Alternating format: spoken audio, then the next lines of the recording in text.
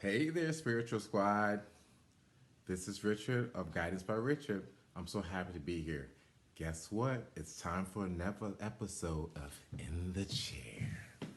So, this episode is really interesting because I want to share with you some information. So, don't scroll, stay here, stay present. But I also want you to go get a notebook. Some information, you're going to love this information. This is really good. It's clear. I'm going to be concise and talk about this. So, today's episode is the altar and shrines. And I want to establish some things. So first is from my perspective. I think I know a lot about these things. I am a practitioner on many things. I'm an ordained priest, and I have been an advisor for well over 30 years. So I pretty much think I know what I'm talking about in meditation and also things of a spiritual nature. So, in any case, I'm going to talk about it from my experiences and hopefully helps you. So I want to talk about that, what God designed. Maybe you subscribe to God, maybe you don't.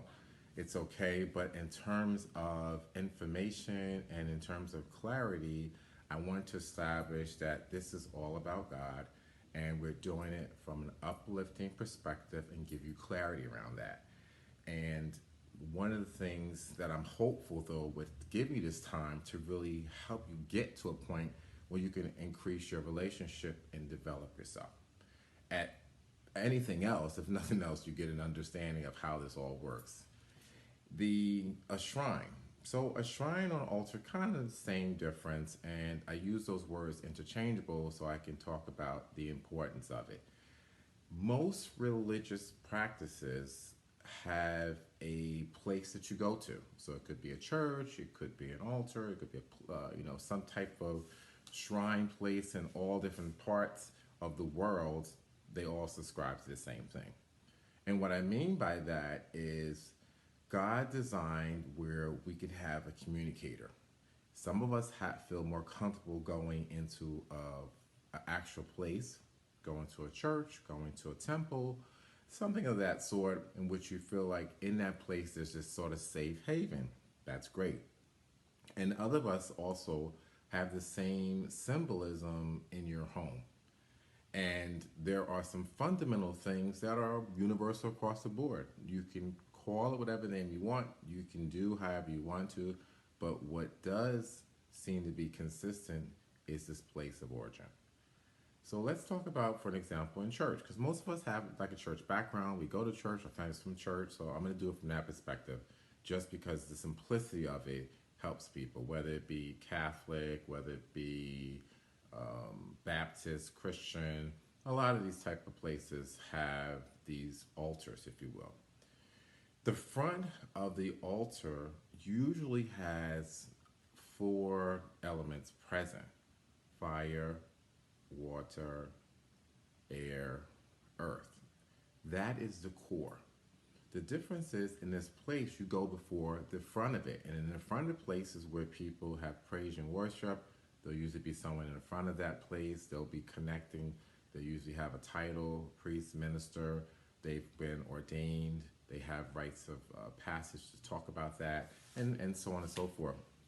And so you go to this place, we listen to the information for these folks, and we hear what they have to tell us, and they give us guidance. They then give us information in which we then take that information and we bring it home. We hope so, but some of you after church, you don't go home and practice. Anyway, let me bring you back. And so it's really important that you go to that place and you learn about information. So God's messaging, how you live, what information we can use to apply to our life. So when you leave from those places, you then have a message that you can go pass on into your home front, people, loved ones, and so on and stuff like that. And so, but that same common thread is that those four elements will be present there. And the place is a symbolic place that you go consider a communicator. And all that altars, if you really pay attention within the space, they evil, or somewhere they're lighting candles, somewhere there's water, there's holy water, there's the big candles, there's an altar, there is earth would be if you have the cross, if you have a saint or any of those things like that. So that would be the shrine on altar. You go before that. Now, interesting note, you can do the same thing at home, and you all should. And this takes nothing away from God. Okay, let's be clear. I don't want anybody to sit here and think, "Oh my God, he's worshiping things. He's talking about all these other things. He's talking about not go." No, don't go there. That's not what I'm trying to do. I'm trying to give you clarity. So for those folks that may be in question, be receptive. I'm talking about it from God's perspective. I'm talking about as a messenger from God. I'm trying to teach people clarity on how we really embrace that relationship with God, especially if some of us are not at a place yet in which you're comfortable to go to these large places. Maybe right now you're still, due to COVID, not quite ready, or you have your health issues. So, but your relationships with God should still be continuous. So I'm hopeful that if nothing else, you'll start to do something symbolically. So I'm going to move this over a little bit so you can see what an altar could look like in some degrees.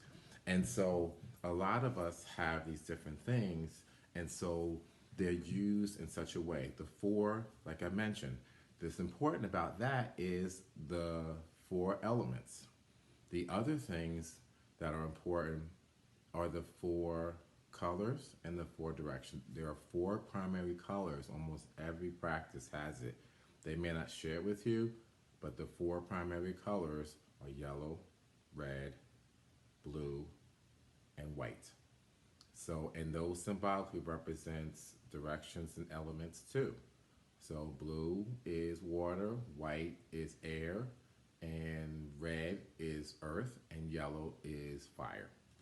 So I say that to you because in that place you go to and the things you do, you want to have the same thing in there, mirroring with that part. So if you go to these places and you want to come home and be a practitioner at your home, you can still do the same thing for you.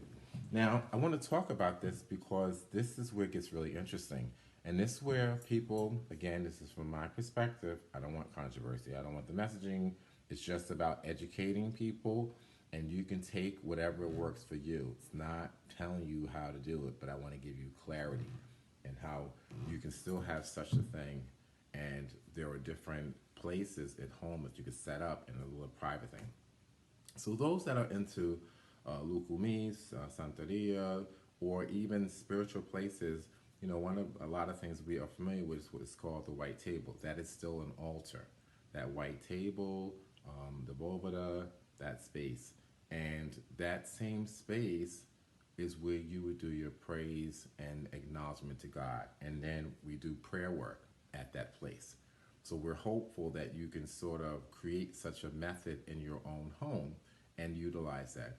And a gathering point, as a practitioner, we have those what's called masses or misas, and it's really about getting together to investigate prayer work, breakthrough, get information. That's what this is about. It's really communicated from our higher self to really give us guidance and directions and things that could be kind of weird that's happening to us that we don't know what's happening and why.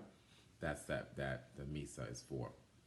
And so with that being said, the four colors. So I want to also share with you this part. So the cross. Now, I'm not going to get into controversy about the cross. Some people believe in the cross, some people don't. It's really, for me, the four directions. I do support that practice. So I do believe in God. I do believe in the cross itself, symbolism. But for me, it's really about the four directions and the four colors. So I put this on my own altar, and those that have had a session, you've seen this wonderful cross, right? Blessings to all of us. Bless you, bless you. Anyway, so this here is symbolism about four directions, and that's how the universe is. And then the next thing is I'm going to put it here just to show you. Then we also have the fire. A lot of altars, a lot of churches will have candle lights like these. They'll have the tall candles, and they'll let you have, light like that. And so I also have our 7-day candle, the white light. So I have the light already here. I have that. So this represents fire and air, okay, in the four directions. The other thing would be something also has to have something alive, living. So I'm going to show you, so I'm going to use symbolism, flowers. So a lot of us use flowers for cleansing. We use flowers for blessings, but that is symbolic